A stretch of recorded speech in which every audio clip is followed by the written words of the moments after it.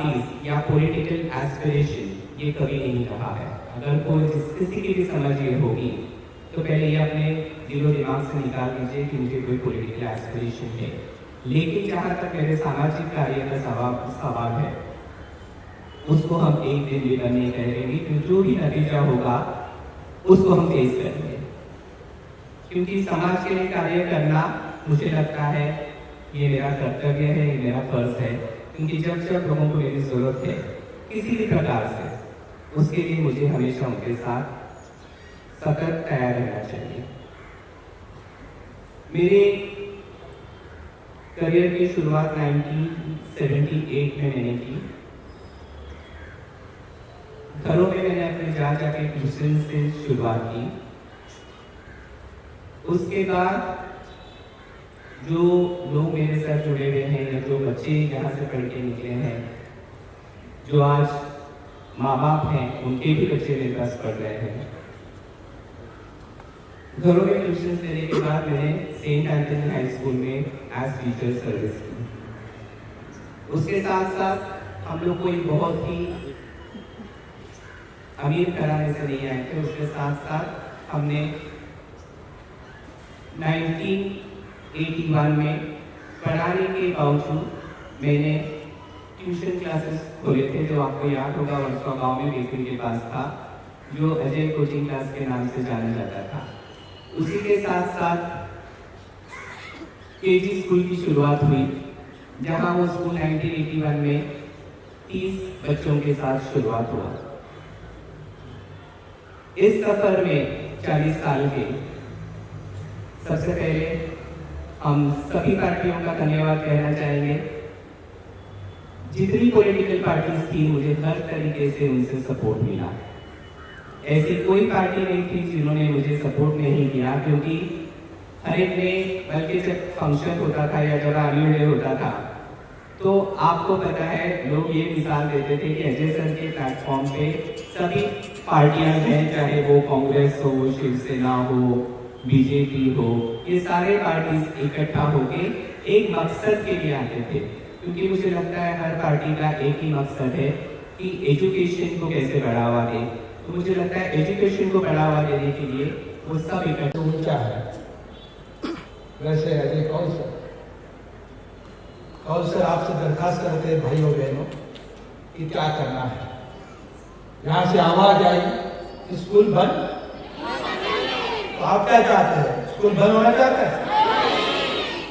मुझे पता नहीं कौन यहाँ के एमएलए हैं,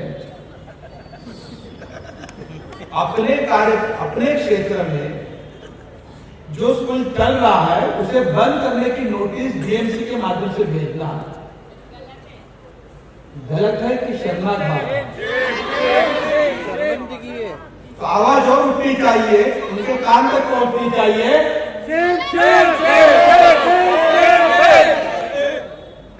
आप इनसे सहमत है तो हाथ ऊपर उठाइए। कौल सर, पूरा परिवार आपका, पेरेंट्स आपके साथ है। अजय कौल सर को मैं पिछले 20 साल से जान रहा हूं। मैं विधायक हूं, आमदार हूं, आपके तालीम के क्षेत्र का, टीचरों का नुमाइंदा है। मैं जैसे आमदार खासदार होते हुए जनता से चुन के जाते हैं, तो टीचर और जो लोग हैं, शिक्षा क्षेत्र के लोग हैं, वो विधान परिषद में अपना नुमाइंदा चुनते हैं, उनमें से मैं। तो मेरी जिम्मेदारी है अजय कौल सर के साथ खड़ा रहना, आपके साथ खड़ा रहना, आपके स्कूल के साथ खड़ा रहना। उनकी स्कूल का नाम है चिल्ड्रन वेलफेयर स्कूल, बच्चों का वेलफेयर देखने वाला स्कूल है। कोई भी स्कूल बंद नहीं होना चाहिए। यदि बीएमसी ने पिछले महीने में मुंबई के 269 स्कूलों को इलीगल स्कूल तय करके नोटिस दिया था, हम मुख्यमंत्री के पास गए, आपके मुख्यमंत्री के पास, उन्होंने स्टॉप कर दिया वो नोटिस। ये तो स्कूल 40 साल से चालू है। अजय कौल सर का इतिहास आप देख लीजिए, वो कहां खड़े हैं? वो आपके राजनीति में दखलंदाजी लेते? बिल्कुल नहीं। कोई क्रिमिनल एक्टिविटी में काम करते? बिल्कुल नहीं। वो तालीम के क्षेत्र में इनको क्या काम करते हैं। और उस क्षेत्र में काम करने वाले जो पाक काम है, पवित्र काम है, जो पवित्र काम कर रहा है, उनके ऊपर आप उंगली उठाते हैं। यहाँ जो अंधेरे की व्यवस्था है, रास्ते ठीक नहीं है, गटार ठीक नहीं है, पानी बह रहा है, पानी कई बस्ती में नहीं, कई सोसाइटी को ठीक तरह से पानी नहीं मिलता। आपकी जिम्मेदारी है ना भाई, वो काम करो, स्कूल के पीछे लगे। क्या मतलब है? क्या बिगाड़ा आपने? क्या गरीब के बच्चे पढ़ना नहीं चाहिए? आगे नहीं जाना चाहिए? क्या आपके पेट में क्या दुखता है? मुझे समझ में नहीं आता कि गरीब के बच्चे जहां पढ़ रहे हैं। और कहीं मैंने सुना, मैं तो कोई मुंबई के हर स्कूल को जानता हूं, हर पीटी मीटिंग को जानता हूं।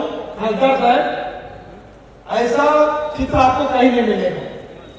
आपने इनका एनुअल फंक्शन देखा होगा, क्या शानदार होता है, बच्चों के लिए क्या क्या नहीं करता थे कौन सा। मगर जो विश्वास आपने पाया कौन सा, ये विश्वास आपको ताकत देगा और आपका कोई बाल इधर उधर नहीं कर पाएगा ना, एक बच्चे को कर जाएगा। जिस तरह से उन्होंने उस दिन कैमरा लाया, पुलिस लाई, अफसर आए, मैं आपको बताता हूं, कानून ये कहता है कि स्कूल प्रिंसिपल के परमिशन के बिना कोई पुलिस इंस्पेक्टर भी अंदर नहीं जा सकता। कुछ इंस्पेक्टर साहब जाते बिना परमिशन बोलना पड़ता है कि प्रिंसिपल साहब हम अंदर आए, ये काम है, वो परमिशन देते तो अंदर आ सकते हैं। जब तक स्कूल शुरू है तब तक आप अंदर नहीं आ सकते। हाँ, बड़ा कोई दुर्घटना घटी तो दौड़ के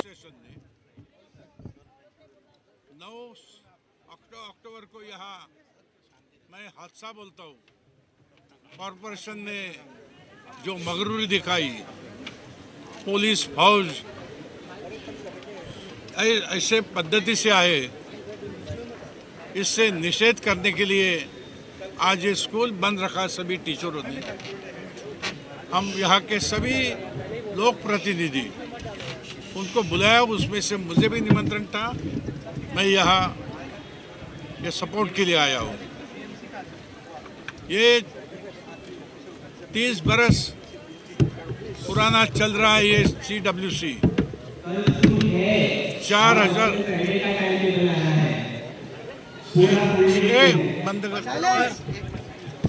4,000 बच्चे यहाँ शिक्षा लेते। और देखिए कि मैं जैसे भाषण में बोला कि जो लोक प्रतिनिधि है, लोक प्रतिनिधि को शैक्षणिक संस्था, सामाजिक संस्था, इनके प्रति ध्यान देना है, जिम्मेदारी है। सरकार की रहती है, वैसे लोक प्रतिनिधियों की रहती है। लेकिन यहाँ अपने अधिकार का गैर इस्तेमाल करके यहाँ के MLA ने कई झूठी खबरें कॉरपोरेशन को बताई, और कॉरपोरेशन ऐसे ढंग से आए कि जैसे कि यहाँ कोई एंटी सोशल एक्टिविटी चलती है। ये कॉरपोरेशन को भी शोभा नहीं देती है, पुलिस दल को भी शोभा नहीं देती है। अगर कॉरपोरेशन को इतनी हिम्मत है, पुलिस को इतनी हिम्मत है, तो असामाजिक तत्व और अनऑथराइज्ड स्ट्रक्चर और अनऑथराइज्ड एक्टिविटी इस क्षेत्र में चलते इस पूरे मुंबई में, उसको रोकने का काम करे। इतना अधिकार जो आपके पास है तो उसका सही इस्तेमाल कीजिए, ताकि CW जैसी बहुत अच्छी संस्था 4,000 विद्यार्थियों को शिक्षा देने का काम गए 30 बरस करती है। ये निषेध मैं करता हूँ इनका, और मैंने इसके बारे में आपसे जो मैं बोलता हूँ मैं लिख के भी दे दिया है कमिश्नर ने, और मैंने एक्शन मांगा है कि जो अधिकारी, जो पुलिस ऐसे विदाउट परमिशन जिन लोगों ने ये संस्था में एंट्री की है उसके ऊपर कार्रवाई करे। अगर ये संस्था के बारे में अगर कोई जांच पड़ताल करनी है तो मैं अजय कौल से और ट्रस्टी से बोला हूँ कि कागजात जो है आपके पास सब कॉरपोरेशन को दिखाइए, वेरिफिकेशन करा के लीजिए। लेकिन आइंदा ऐसा कोई होना नहीं चाहिए। ये बात कॉरपोरेशन और पुलिस डिपार्टमेंट में ध्यान में रखना चाहिए। कीर्तिकर साहब, मेरा सवाल आपसे है। मैडम लवेकर कहीं ना कहीं भारतीय जनता पार्टी से ताल्लुक रखती है, इससे आपको नहीं लगता कि भारतीय जनता पार्टी की भी छवि खराब होगी? क्योंकि आप खुद मानते हैं और हर कोई जानता है कि इस तरह की गैर इलीगल एक्टिविटी इस क्षेत्र में बहुत होती है। इसके बावजूद उसको ध्यान में ना रखते हुए एक बहुत बड़ा इंस्टीट्यूट जो कहीं ना कहीं हजारों बच्चों को यहाँ से शिक्षा देता है, उसको बंद करने के, उसको बदनाम करने का जो प्रयास हो रहा है, उसके खिलाफ एक एक्शन होनी चाहिए। देखिए, जो मैंने लिखा है कमिश्नर को, जिसमें मैंने मांग की है, जिसमें मैडम का मैंने उल्लेख भी किया है, यानी पॉलिटिकल दबाव से ये एक्शन करा के लिए, और ये समझो कि उसकी तो प्रतिमा मलिन हो गई इसमें, लेकिन अपनी पार्टी की भी प्रतिमा मलिन की है उसने। तो ये उनके जो नेता लोग हैं उसको मैंने खत भेजा है, जो खत मैंने कमिश्नर को दिया उसकी कॉपी भेजी है, बोला कि आपके जानकारी के लिए। और मैं ये भी बोला सबको कि आज ये जो निषेध पेरेंट एंड टीचर ने रखा है उधर जाके मैं करूँगा। मुझे मालूम है कि ये शिवसेना बीजेपी हमारा ताल्लुकात है, हमारा अलायंस है, तो भी अगर समझो गैर कानूनी और गैर इस्तेमाल अगर अधिकार का कहीं कोई भी आमदार खासदार करेगा समाज के हित के खिलाफ, तो मैं उसके साथ उसको बैकिंग नहीं दूंगा, मैं संस्था के साथ रहूंगा। अजय कौल सर एक ऐसी शख्सियत है जिसको हर कोई जानता है, एक रोल मॉडल है, एक इंस्पिरेशन है। उन्होंने कोरोना के वक्त में या एजुकेशन क्षेत्र में बहुत उम्दा रोल निभाया है। इसके बावजूद ऐसी शख्सियत को कोई बदनाम करता है, किसी रोल मॉडल को बदनाम करता है, आज उनको तोड़ने की जो कोशिश की जा रही है, इसके बारे में आपके क्या विचार है? अजय कौल के बारे में तो आप सब जानते हैं, पूरी यहाँ के एरिया के लोग जानते हैं, यानी जाति धर्म का कुछ मन में हेतु नहीं रखते हुए अजय कौल करते। और जैसे आपने बोला कि कोरोना के समय में यहाँ के जो विद्यार्थी उसकी 2 करोड़ की फ़ी माफ़ी करना, मैं समझता हूँ कि मुंबई शहर में एकमात्र ये संस्था रहेगी जिन्होंने इतने औदार्य से काम किया।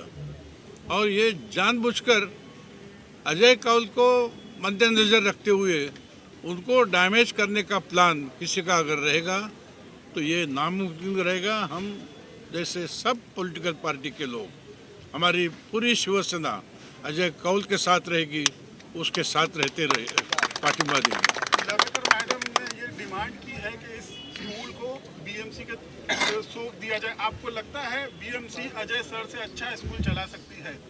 नहीं, बीएमसी ने बहुत सारे जमीन अच्छे स्कूल को दी है, जिसकी ताकत है चलाने की। स्कूल भी चलाने की ताकत चाहिए, ये चाहिए, तजुर्बा चाहिए। तो ऐसे बहुत स्कूलें हैं मुंबई शहर में जो ज़मीन नहीं ले सकती है, लेकिन ये शिक्षा के लिए आरक्षित किया हुआ भूखंड अच्छे संस्था को दिया जाता है। वैसे ही ले लिया 30 बरस पहले, आजकल की बात नहीं है, ऐसा होने वाला नहीं है। क्या चलाएगी म्यूनसिपाल्टी? म्यूनसिपाल्टी के पास आज आरजीपीजी के इतने भूखंड है, रिक्रिएशन ग्राउंड और प्ले ग्राउंड, बहुत पैसा है, 52,000 करोड़ का बजट है बीएमसी के पास, लेकिन तो भी ये आरक्षित भूखंड, शिक्षा का तो छोड़ो, लेकिन आरजीपीजी का भूखंड आज उसका डेवलपमेंट कर नहीं पाती है म्यूनसिपाल्टी। Thank you. किसी को कुछ पूछना है? नहीं, अजय सर के साथ। सर आइए ना। अजय सर बोलना तो पड़ेगा सर। चलो अजय सर को लीजिए, मैं बाजू में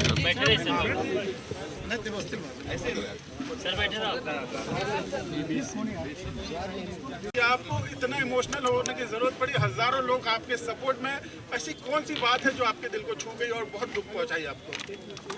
देखिए, ऐसा है ना कि इंसान, जैसे मैंने कहा कि ये स्कूल की बिल्डिंग प्लान के मुताबिक बनी है और 40 साल या 30 साल पुरानी बिल्डिंग जब बनी है तो यकीनन अगर कोई इसमें माइनर चेंजेस होंगे या कोई प्लान के मुताबिक कोई चीज़ ये हटाई गई होगी यहाँ से वहाँ, तो उसका हम लोग या तो पेनल्टी भरेंगे जो बीएमसी के रूल्स में है, उसको रेगुलराइज करने की कोशिश करेंगे।